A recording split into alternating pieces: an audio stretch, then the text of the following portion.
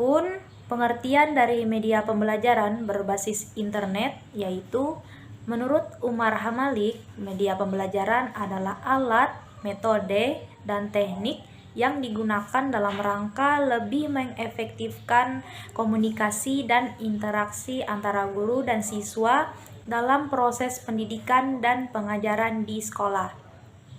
Sedangkan menurut Suprapto dan kawan-kawan menyatakan bahwa media pembelajaran adalah suatu alat pembantu secara efektif yang dapat digunakan oleh guru untuk mencapai tujuan yang diinginkan.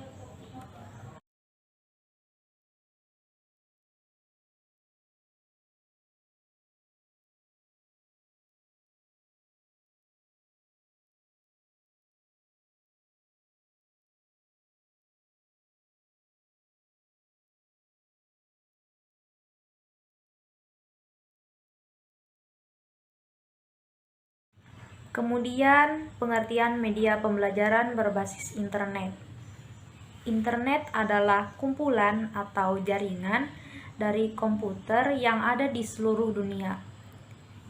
Internet merupakan kependekan dari Interconnection Networking, yang mana secara harfiah adalah sistem global dari seluruh jaringan komputer yang saling terhubung menggunakan standar internet protokol suite untuk melayani miliaran pengguna di seluruh dunia. Sedangkan pengertian media pembelajaran berbasis internet atau e-learning adalah media pembelajaran yang menggunakan internet sebagai media dalam rangka mengefektifkan komunikasi dan interaksi antara guru dan siswa dalam proses pendidikan dan pengajaran. Jadi, media pembelajaran berbasis internet ini merupakan media pembelajaran yang prakteknya memanfaatkan internet sebagai media penyampai materi, pelajaran, dan berbagai informasi yang dibutuhkan dari guru ke siswa. Media pembelajaran berbasis internet ini diharapkan dapat menjadi alternatif media pembelajaran yang digunakan oleh guru untuk mencapai hasil belajar yang lebih maksimal. Selanjutnya, contoh media pembelajaran berbasis internet. Media pembelajaran berbasis internet ini diharapkan dapat menjadi alternatif media pembelajaran yang digunakan oleh guru untuk mencapai hasil belajar yang lebih maksimal. Adapun beberapa contoh media pembelajaran yang dalam penggunaannya memanfaatkan internet antara lain: yang pertama ada blog, kemudian Facebook, kemudian WhatsApp, dan website. Selanjutnya, penjelasan mengenai contoh media pembelajaran berbasis internet. Yang pertama ada blog. Blog adalah singkatan dari weblog. Blog adalah jenis situs web yang dikembangkan dan dikelola oleh individu dengan menggunakan perangkat lunak atau software online atau platform host yang sangat mudah untuk pengguna dengan ruang untuk menulis. Blog menampilkan publikasi online instan dan mengajak publik untuk membaca dan memberikan umpan balik sebagai komentar. Pemanfaatan blog sebagai media pembelajaran dengan memanfaatkan fitur-fitur yang telah disediakan oleh blogspot.com. Fitur-fitur yang telah disediakan inilah yang akan dioptimalisasikan agar tercapai tujuan blog sebagai media pembelajaran. Yang kedua ada Facebook. Facebook adalah salah satu situs jejaring sosial yang sudah cukup dikenal dan merupakan situs terbesar untuk saat ini. Hampir semua pengguna internet pasti mengetahui Facebook atau bahkan memiliki akun Facebook. Pemanfaatan Facebook sebagai media pembelajaran adalah dengan memanfaatkan menu grup Facebook yang telah disediakan halaman Facebook. Facebook sebagai virtual class atau kelas maya sudah mulai banyak digunakan saat ini sebagai alternatif pengganti pembelajaran yang dilaksanakan di kelas. Pembelajaran di kelas yang berupa tatap muka bisa digantikan sepenuhnya dengan virtual class. Tapi antara pembelajaran di kelas dan pembelajaran yang memanfaatkan virtual class dapat dipadukan agar menghasilkan pembelajaran yang lebih maksimal. Kemudian yang ketiga ada WhatsApp. WhatsApp merupakan salah satu aplikasi media sosial yang sangat banyak digunakan pada masa sekarang atau dewasa ini. Hal ini didukung dengan fakta bahwa pengguna aktif WhatsApp saat ini lebih dari 1 miliar orang. Kegunaan utama dari WhatsApp ini sendiri pada awalnya adalah untuk menghubungkan antara teman dan keluarga. WhatsApp dapat digunakan untuk mengirimkan pesan dan melakukan panggilan secara aman. Kemudian WhatsApp memiliki beberapa fitur, yaitu untuk mengirim pesan, panggilan suara dan video, pesan suara, chat grup, dan membagikan dokumen. Adapun pemanfaatan WhatsApp sebagai media pembelajaran, yaitu dengan memanfaatkan fitur grup WhatsApp yang tersedia di aplikasi WhatsApp, yang mana digunakan untuk membuat virtual class. Inilah yang akan menjadi media pembelajaran nantinya. Selanjutnya yang keempat, yaitu website. Website merupakan fasilitas internet yang menghubungkan dokumen dalam lingkup lokal maupun jarak jauh. Pemanfaatan website sendiri sebagai media pembelajaran ini sangat mudah. Cukup dengan memberikan alamat-alamat website yang memuat materi pelajaran kepada siswa yang kemudian akan digunakan sebagai sumber materi pelajaran.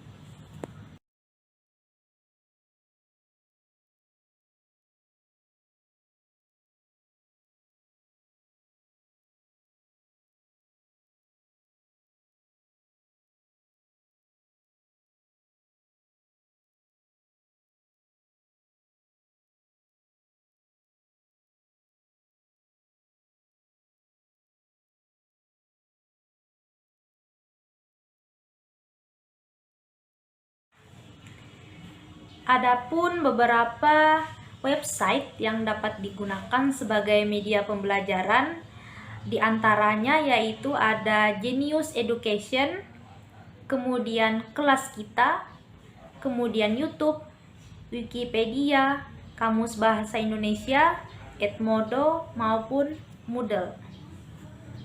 Selanjutnya, situs pembelajaran berbasis internet. Yang pertama, ada Edukasi.net sebagai situs pembelajaran berbasis internet. Edukasi.net adalah situs pembelajaran yang menyediakan materi pembelajaran berbasis web interaktif dan menyediakan fasilitas komunikasi antara guru dan siswa, antara siswa dan siswa dengan sumber belajar lainnya. Edukasi.net ini dapat diakses di mana saja dan kapan saja oleh siswa, serta dapat memilih topik pembelajaran secara mandiri. Karena di Edukasi.net ini menyediakan fasilitas untuk dapat di-download materi-materi yang ada. Dengan demikian, guru maupun siswa dapat menghemat biaya akses internet karena cukup di-download, semua dapat dijalankan secara offline. Selanjutnya yaitu portal Rumah Belajar. Portal Rumah Belajar adalah portal pembelajaran yang menyediakan bahan belajar serta fasilitas komunikasi yang mendukung interaksi antar komunitas. Rumah Belajar ini merupakan portal pembelajaran resmi yang dimiliki oleh Kementerian Pendidikan dan Kebudayaan yang bisa diakses. Secara lengkap, Rumah Belajar ini terdiri dari 8 fitur utama, yaitu sumber belajar, buku sekolah elektronik atau BSE, bank soal, laboratorium maya, peta budaya, wahana jelajah angkasa, pengembangan keprofesionalan berkelanjutan atau PKB atau diklat online, dan kelas maya. Adapun fitur tambahan dari portal Rumah Belajar ini yaitu karya komunitas, karya pendidik, dan karya bahasa sastra. Kemudian yang ketiga ada e-library. E-library merupakan perpustakaan online yang berisikan informasi tentang ilmu pengetahuan. Perpustakaan digital ini bertujuan untuk membuka akses seluas-luasnya terhadap informasi yang sudah dipublikasikan dengan tidak terbatasnya informasi terutama sumber belajar yang dapat diakses oleh pelajar dan tenaga pengajar melalui perpustakaan digital yang nantinya akan berdampak pada proses kegiatan pembelajaran. Baiklah, saya Nina Lopenia akan melanjutkan penjelasan dari Saudari Puspita. Selanjutnya, situs pembelajaran berbasis internet. Yang pertama, e-learning. E-learning sering pula dipahami sebagai suatu bentuk pembelajaran berbasis web yang bisa diakses dari internet di jaringan lokal atau internet yang pelaksanaannya didukung oleh jasa teknologi seperti telepon, audio, video tape, transmisi, satelit atau komputer. Yang kedua, Google for Education. Google Classroom adalah alat berbasis web gratis yang dikembangkan oleh Google. Di Google Classroom, guru dapat membuat tugas untuk siswa dan juga dapat mengumpulkan tugas dari mereka. Adapun fitur dari Google Classroom ini, pengajar dapat menyiapkan kelas dan mengundang siswa serta asisten pengajar di halaman tugas kelas. Mereka dapat berbagi informasi tugas, pernyataan, dan materi. Dengan Google Classroom, pengajar dapat menghemat waktu dan kertas. Mereka dapat membuat kelas, memberikan tugas, berkomunikasi, dan melakukan pengelolaan semuanya di satu tempat. Google Classroom juga menawarkan pengelolaan yang lebih baik. Siswa dapat melihat tugas di halaman tugas di aliran kelas atau di kalender kelas sesuai materi kelas, otomatis disimpan dalam folder Google Drive.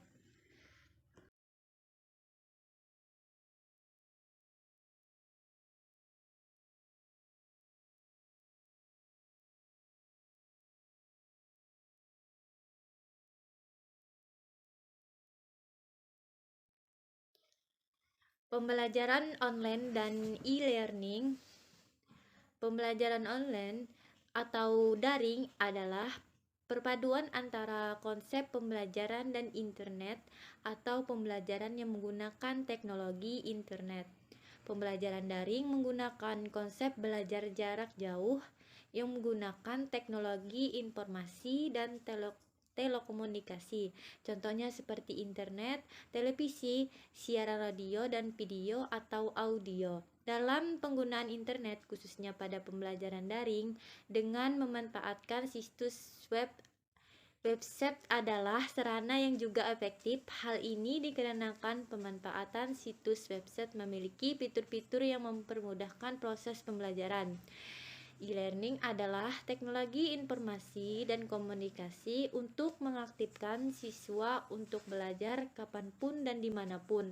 Ada 3 hal penting sebagai persyaratan kegiatan belajar elektronik e-learning, yaitu yang pertama, kegiatan pembelajaran dilakukan melalui pemanfaatan jaringan. Dalam hal ini dibatasi pada penggunaan internet. Yang kedua, tersedianya dukungan layanan belajar yang dapat dimanfaatkan oleh peserta belajar, misalnya Elextar, Harddisk, Flashdisk, CD-ROM, atau bahan cetak. Yang ketiga, terjadinya dukungan layanan tutor yang dapat membantu peserta belajar apabila mengalami kesulitan.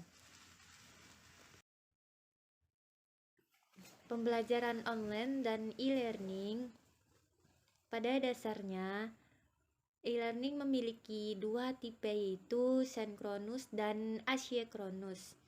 Sinkronus berarti pada waktu yang sama. Proses pembelajaran terjadi pada saat yang sama antara pendidik dan peserta didik. Hal ini memungkinkan interaksi langsung antara pendidik dan peserta didik secara online. Dalam pelaksanaan synchronous training mengharuskan pendidik dan peserta didik mengakses internet secara bersamaan. Pendidik memberikan materi pembelajaran dalam bentuk makalah atau slide presentasi dan peserta didik dapat mendengarkan presentasi secara langsung melalui internet. Peserta didik juga dapat mengajukan pertanyaan atau komentar secara langsung ataupun melalui chat window. Synchronous training merupakan gambaran dari kelas nyata namun bersifat maya virtual, dan semua peserta didik terhubung melalui internet. Baik, Assalamualaikum warahmatullahi wabarakatuh. Perkenalkan, nama saya Melati. Di sini saya akan melanjutkan presentasi dari teman saya, yaitu Nina Lovenia. Di sini saya akan membahas tentang komponen e-learning. Konten e-learning merupakan konten dan bahan ajar yang ada pada e-learning atau sistem LMS. Konten dan bahan ajar ini bisa dalam bentuk misalnya multimedia based content atau konten berbentuk multimedia interaktif seperti multimedia pembelajaran yang memungkinkan kita menggunakan mouse, keyboard untuk mengoperasikannya, atau text-based content yaitu konten yang berbentuk teks seperti pada buku pelajaran yang ada di Wikipedia dan ilmukomputer.com dan sebagainya. Biasa disimpan dalam Learning Management System atau LMS sehingga dapat dijalankan oleh peserta didik kapanpun dan dimanapun. Kemudian selanjutnya yaitu jenis media dan bahan ajar. Karena proses pembelajaran online terjadi melalui jaringan internet, maka bahan ajar yang digunakan juga utamanya adalah yang dikemas dalam format digital yang diunggah ke laman atau situs pembelajaran online yang digunakan.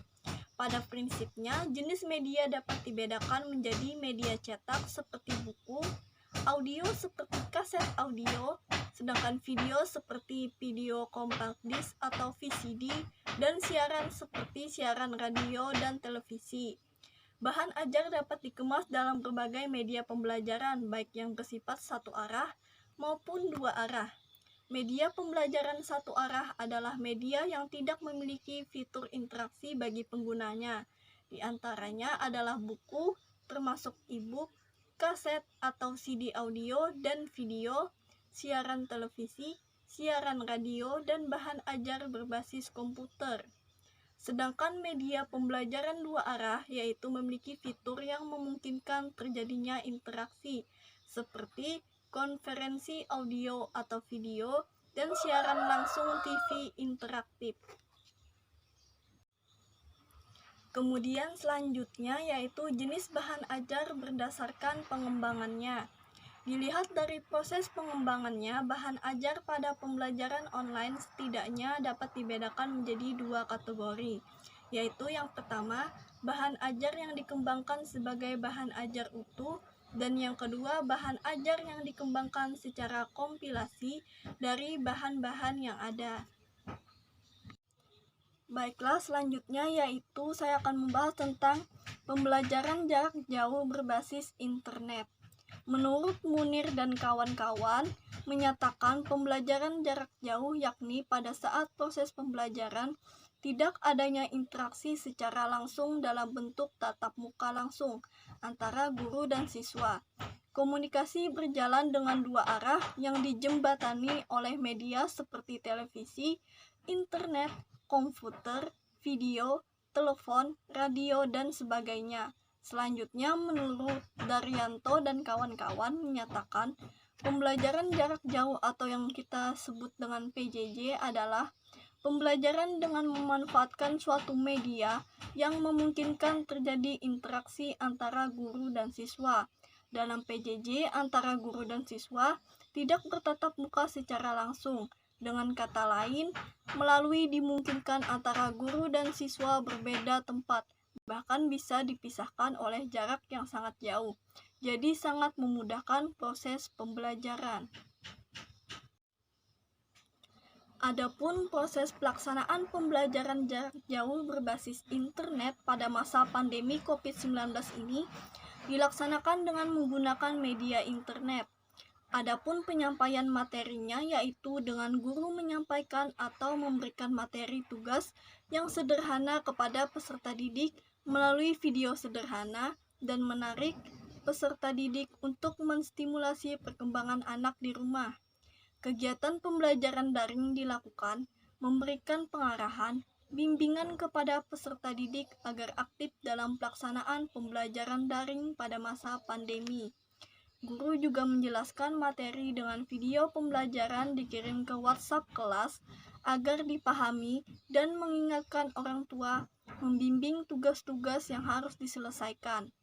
Untuk desain pembelajarannya sendiri pun, guru didorong mendesain model pembelajaran sederhana dan menarik agar peserta didik tidak bosan.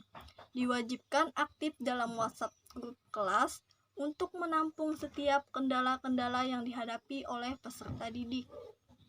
Untuk evaluasinya, siswa diberikan tugas untuk mengerjakan soal-soal, membuat sebuah karya, atau mempraktikkan sebuah adegan dalam materi pembelajaran dengan memvideokan tugas tersebut, lalu dikirimkan kepada guru yang bersangkutan.